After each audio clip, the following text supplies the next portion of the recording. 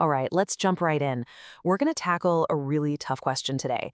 How does someone actually rebuild their life after addiction or even prison?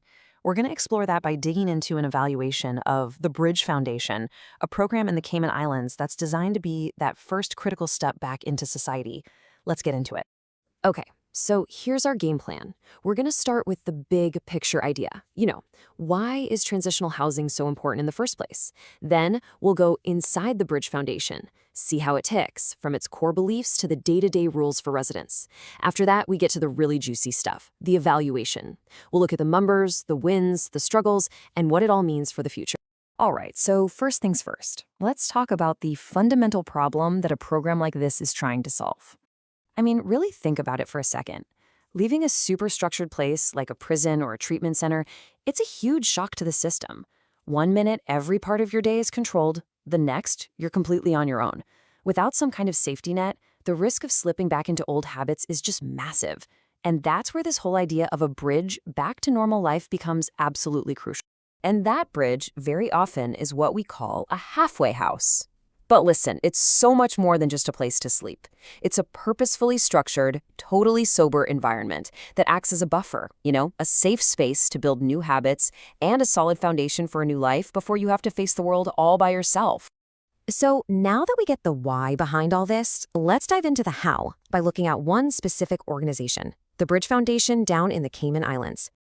And here it is, the Bridge Foundation. For over a decade now, they've been a really important piece of the recovery puzzle in the Caymans, offering that essential, safe, sober living space for people making that incredibly tough journey from treatment or incarceration back to an independent life. I think this is such a powerful way to look at what they do. The vision, that's all about the individual. It's about restoring their dignity, their self-respect. But then the mission, that's about the community. It's about stopping the cycle of reoffending.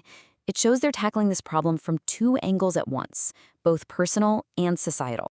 And this is their playbook for making it happen. It's a very clear, structured path. It starts with a referral, moves through critical stages like 12-step programs, and getting help finding a job. See, the goal isn't just to get sober, it's to build all the practical skills and the support network you need to successfully and permanently get back on your feet. Okay, so that's the high-level view. But what does it actually feel like to live there day in and day out? Let's take a look at the actual rules that shape what it's like to be a resident. It all boils down to one single, non-negotiable principle: zero tolerance for drugs and alcohol. The evaluation report is absolutely crystal clear on this. It is the bedrock of the entire program, period. And that zero tolerance policy is backed up by a pretty regimented daily life. We're talking mandatory testing, strict curfews, you have to go to recovery meetings. The whole idea is to create an environment of intense focus and accountability. You're removing all the chaos and the triggers that can so easily send someone spiraling. So the program has a clear mission. It has a strict set of rules. But here's the million-dollar question, right? Does it actually work? Now we get to dig into the data from the independent evaluation. So one of the first things this evaluation tells us is where the residents are coming from. And this is fascinating. It's an almost perfectly even split. A third from the justice system, a third from treatment centers, and a third who just refer themselves.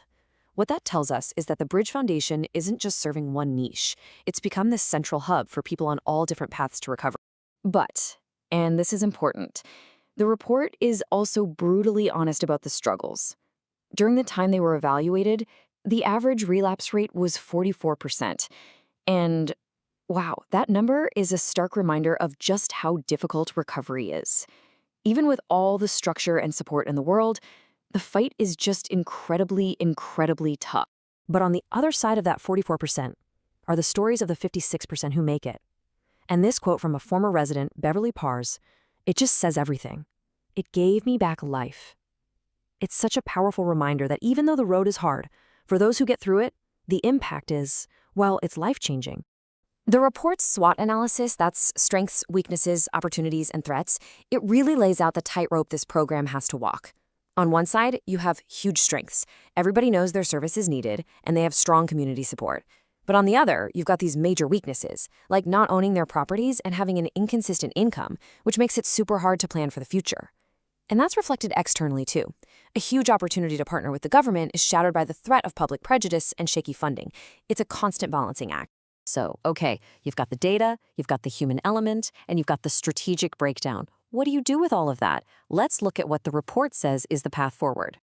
Now, this is huge. The evaluation confirms that the government itself sees the foundation as essential.